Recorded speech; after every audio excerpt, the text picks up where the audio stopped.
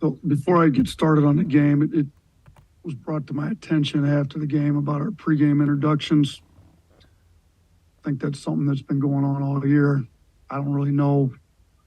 I don't watch our introductions. I'm not involved with them. I'm drawing up plays during that time. Regardless, it's not appropriate. It's been addressed, and I can assure you it definitely will not happen again the remainder of this year. So as far as the basketball stuff goes, look, we didn't have a great start. This 2 games in a row. I don't think we played our best basketball. The beginning of the game, obviously we struggled. We didn't score for the first few minutes. We down 9 at the half, down 11. Thought we made some decent adjustments in the second half. I think Quinterly was able to get in the paint, create offense for us. He ends up with 7 assists. Thought he played really well. It's nice to have depth that you can go to different options. We've needed different guys step up different games. I thought he was a big one this game. And we've got to learn how to close games better too. I think they scored 20 points in the last 2.5 minutes or so. So you can give Arkansas a ton of credit. They're a talented team. Nick Smith's obviously really talented. They never quit on it. They got down. They hung in there. They gave themselves a chance there in the last 30 seconds. And, give our guys a lot of credit after being down 9 at the half, coming out, playing as hard as they did in the second half, getting a win. So we've got it down to 2 games left in the regular season. We'll have at least a 1-game lead after today over A&M, depending on what happens with them, Mississippi State. But it's, coming down that we can clinch at least a share of the regular season championship against Auburn on Wednesday. So that game Wednesday is going to be a big game for us.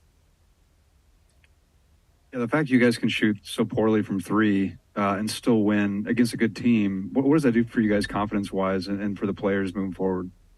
Yeah, we made 3 threes, 3 of 22. Obviously not very good. We had shooting issues last year. For the most part this year, we shot it much better. We got to get some guys get in the gym, make sure we're shooting the appropriate shots in games and all that. But I do, like you said, Nick, it gives us some confidence that because Arkansas is playing very well. They're playing their best basketball year. They got, outside of Brazil being out, they've got their full squad that they're going to have the rest of the year. They've won some big games. They came in here with Nick, with everybody, and they shot 50% from 3. Now, they don't take as many, but they obviously shot it well. So for us to shoot as poorly as we did from 3, still figure out a way to get a win, I think tells you we're able to win in multiple ways. I mean, they're a tough team. We ended up out-rebounding them by 11. They ended up going a little smaller for a lot of that second half based on what we were able to do to them on our offensive end, which obviously helped the rebounding. But we don't have to just win one way. I mean, for everybody that thinks every time we shoot the ball poorly from 3, we lose, we just shot 13% from 3 and won the game against a really good team. So, yeah, I think it gives us some confidence. We can still win games and we're not making threes. Well, I recognize that you say you want to only take game questions. I'm hoping you'll indulge this at least. Have you reached out to Jamea Harris's family at all at any point? Because that has not really seemed to be clear at any point in the past month. Yeah, I mean, listen, just to address it a little bit, I apologize for my previous comments this week. I mean, we understand the severity of it all, but I'm following administration's lead on everything here. So we're going to talk about the game only is what they'd like for me to talk about. Building off the next question about 3-point shooting, was Arkansas doing something that kind of disrupted the rhythm for you guys today, or is there anything that they did? You know what? They got positional size everywhere. Okay, so they're bigger. They didn't help as much. Okay, they didn't have to collapse as much. They can kind of build out on shooters. They're a really good defensive team. They've got shot blocking at the rim, so they wanted to take away our threes, kind of like we want to do on defense, to be honest with you. Take away threes, push guys down to the shot blocking at the rim, and then our guy, I think what they end up with 6 block shots. I think they had 3 right out of the gate, though. We didn't do a good job early in the game, attacking their defense well. I didn't think we made good rim decisions. We were getting shots blocked. We were missing other shots at the rim. I thought when Quinterly came in, played a lot more in the second half. He's able a little quicker, got downhill, was able to get the ball up on the rim a little quicker.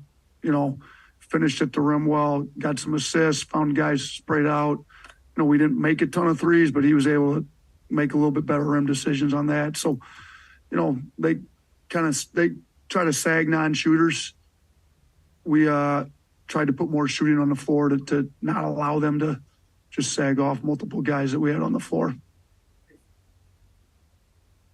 When the team is just ice cold from 3-point range, do you still want to see 33s go up, or are you content to just go to the rim when it's that bad? Listen, what did we shoot? 22 this game. We're going to try to get shooters on the floor, and if they're open, I'm never telling a shooter not to take open shots. Now, hopefully we can find some guys that, Dom was 1 for 1 today. Rolled with him a little more than we typically had. He's been making them in practice. Maybe I should have gone with him a little more. He got in foul trouble there in the second half a little bit. But, you look at Rylan, Namari, those guys can make shots. Sears, they combined to go 0 for 9. Those are 3 pretty good shooters. Brandon, who's shooting over 40% of the year, went 1 for 6. I'm not going to tell those type of guys not to take open threes. We're just going to have to get to the old boards a little better. We ended up getting 15 second chance points. I'm going to have to get out and transition a little more. We're going to have to do some other stuff, but we're not going to tell guys not to take open shots. Coach, to get quickly back to what we saw last year, even in San Diego, not before San Diego, going into the March Madness, how big is that for you guys going down the stretch to get Javon? I saw you made the change going into the second half. Listen, Javon's been in big games. He was the SEC tournament MVP 2 years ago. He's proven he can play at a high level. We've been trying to get him to get his defense better. His offense has been getting better and better as the weeks go on in practice. I thought he was much more engaged on the defensive end this game. It's big because we need, I'm looking right now, we were 48 points per 100 possessions better with him on the floor than when he was off the floor tonight. So offensively, we were obviously a lot better with him on the floor tonight. A lot better. There's going to be teams that we play that it's going to be a bigger difference with him on the floor than otherwise. We just, defensively, he's got to get a little better for us. Even tonight, I think he's been trying hard. He gives up some size sometimes when we switch, and we've been switching a lot.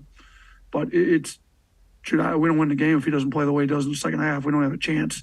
So we needed him tonight. We're going to need him moving forward. It's great to see him getting his swagger back. I think he looked good out there today. In the first half, Coach, you scored 28 points. That was your lowest first half total since the Houston game. And then in the second half, 58 points, a 30-point increase. What did you see on the floor just from everybody? You talked a little bit about JQ, but what did you see from everybody that led to that much improvement in the second half? Yeah, we were a little more aggressive. I thought we got out in transition a little bit better.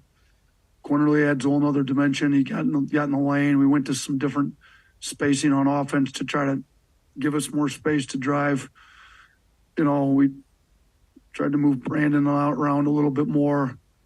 But, and part of it was at the end of the game, obviously scoring 58's a lot and a half. But at the end of the game, they scored 20 in the last 2.5 minutes, I believe. So there was a lot of scoring that went on in the last both sides, more for them in the last 2.5, 3 minutes than us. But, even I don't know how many we scored in the last 2.5 minutes, but we probably had about 50 up, those 18 minutes. So I thought offensively we got much, much better in the second half, and our guys were more aggressive, to be honest with you. And we got to the free throw line a little bit too.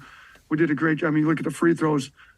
We shoot 30, they shoot 29. We get 25 points at the line. They only get 20. That's the difference in the game. So, we had guys step up, make them. Sears goes 9 of 10. Brandon goes 7 of 7. Multiple guys, Don Welch didn't miss one. JQ didn't miss any. We had, 4 guys go 100% at the line, and we needed every last one of those today. This is Brandon's most productive 2-game stretch of his season. Have you seen anything different in him? And also, how would you assess how he's handled this week? Yeah, look, like I said after the South Carolina game, I think he's one of the most mentally, if not the most mentally tough kids I've ever coached in my life, and I've been coaching for a while. While he completely understands that the situation's tragic and, and he takes it very seriously as he's been cooperating the whole time. He's also done a great job being able to focus on practices, games, and getting just this laser focus where he's dialed into what he's, where his feet are at. So you look at how he's played. He shot the ball well at South Carolina. He kind of had everything going. Tonight, he didn't shoot the ball well. He's 1 of 6 from 3 and still ends up with 24 points. So he's got adjustments to his game. He got downhill. I mean, he was coming into huddles. Hey, they're not going to help off me. Use me as a screener. All right, I'm going to screen you. He's talking to the guards. I'm going to screen because they're not helping off me. You can get downhill. I mean, we saw it numerous times. He sets the screen. Quinterly gets in the paint. Sears gets in the paint. So he's got a high IQ. He wants to help the team win. It's really an us thing, not a me thing with him. I think when really talented players are fully bought into doing whatever it takes for the team to win, sometimes you see, weeks like they've had. But he's got a special way about getting locked into where he's currently at, whether it's practice, games, or whatever, and focusing on that. He's been able to do that this week.